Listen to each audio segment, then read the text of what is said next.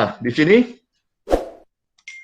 uh, dalam kemarin ya asistensi kerja praktik lapangan, saya tanya ke mahasiswa, tulangan balok ini dihitung berdasarkan apa? Ini ada balok memanjang, longitudinal, kemudian ada begelnya atau singkang. Apa dasarnya?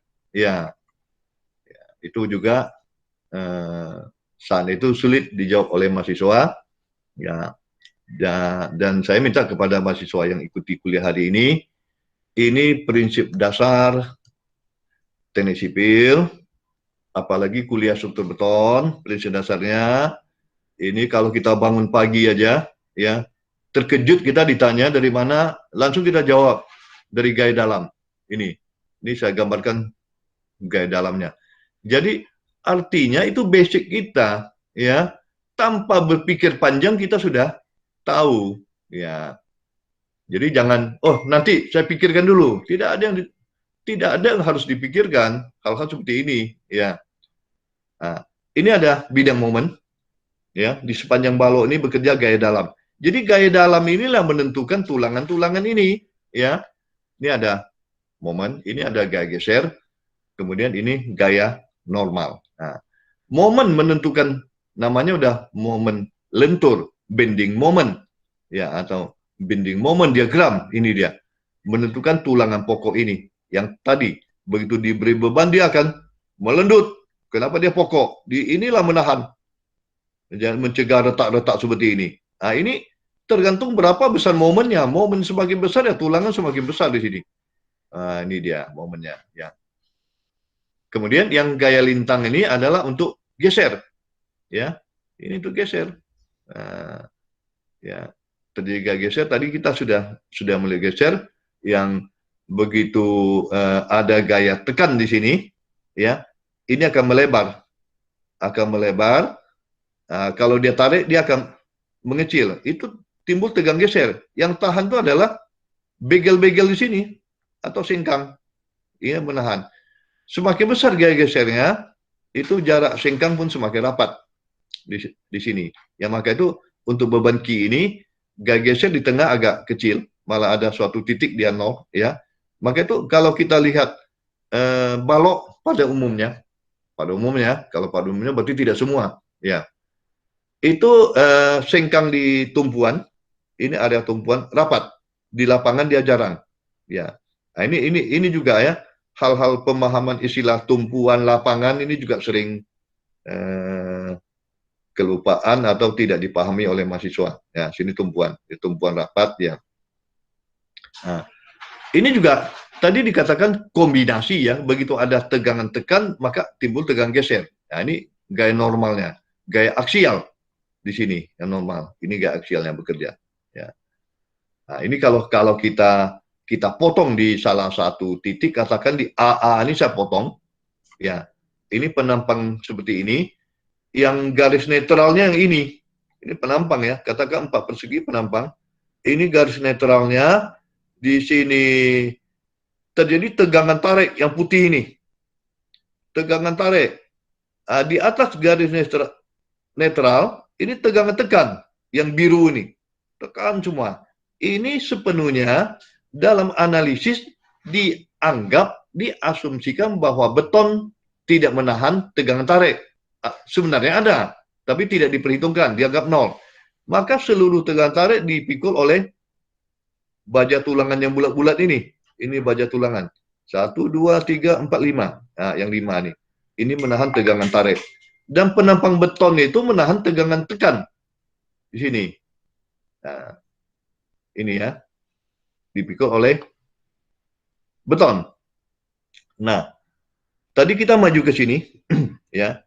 Bahwa tegangan di beton ini yang paling besar. Ya. Dia ada satu titik yang paling besar. Jadi pada umumnya terjadi di serat atas ini. Ini besar. Kemudian mengecil sampai ke 0. Ini adalah bentuk tegangannya. Ya. Dan ini gaya tariknya. Ya. Kemudian untuk mempermudah perhitungan, ya, maka itu dipersimpel seperti ini, ya, persimpel seperti ini ya, di beton nanti ada kita kenal dengan 0,85 FC di sini, 4 persegi panjang. Untuk menghitung luasnya kan panjang kali lebar aja. Untuk menghitung titik beratnya kan di tengah-tengah. Untuk mempermudah perhitungan, nanti ketika kuliah analisis beton, ya akan dijumpai seperti ini. Ya. Nah, ini kompres C sama tensil oleh baja T, ada jarak JD di sini. Ini jaraknya. Nah, ini ada momen, ya istilahnya momen internal, momen couple, atau momen apa lagi namanya? Yang ini momen. Inilah kekuatan daripada penampang atau momen nominal. Nanti kita kenal ya. Walaupun nanti dikalikan dengan faktor-faktor itu nanti ketika analisis itu ya. Ini momen nominal. Nah, momen nominal inilah kekuatan daripada balok yang disertai dengan tulangan. Jadi dimensi seperti ini, kekuatannya sebesar momen ini. Momen ini harus lebih besar pada momen eksternal yang tadi bekerja. Kalau ini maksimumnya 4 ton meter, ya maksimumnya. Mungkin sudah dikalikan faktor beban, sudah sudah MU ada faktor beban. Nanti kita lihat faktor bebannya ya. Ya, ada faktor beban 1, 2, 1, 6, beban hidup, beban mati, beban gempa, ya. Namun momen nominalnya masih lebih besar supaya dia aman. Nah, momen nominal internal mesti dikalikan suatu faktor reduksi yang dikatakan P. Nah, itu nantilah ya. Nah, artinya ini sudah reduksi lebih besar daripada momen ultimate sudah ditambah dengan faktor keamanan. Ini kalau lebih besar, sebatas dia masih lebih besar, elemen strukturnya masih aman. Kalau dia lebih kecil berarti tidak aman. Ya, kalau lebih kecil. Nah, agar lebih besar momen ini juga ditentukan oleh ini jumlah tulangan, ya A-nya. Nah, kemudian juga ditentukan oleh ya jarak, oleh JD ini, jarak ini. Jarak ini semakin besar, momen ini semakin besar, momen nominal ini. Jarak semakin kecil JD ini, momennya semakin kecil. Kekuatan balok pun semakin kecil. Jadi pemasangan tulangan ini jangan dipasang ke atas, naik-naik ke atas. Ini begitu pemasangan tulangan lapis kedua, ketiga semakin ke atas, berarti T ini ya atau T di sini yang coklat dia akan naik.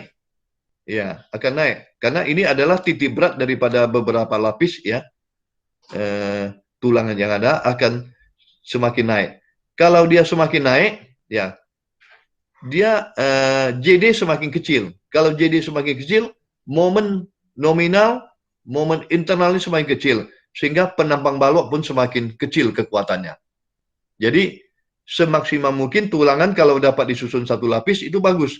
Kalau ini tidak bisa disusun satu lapis, tentu disusun 2 lapis. Tentu titik beratnya akan naik. Berarti memperkecil si JD ini. Itu harus dievaluasi kembali.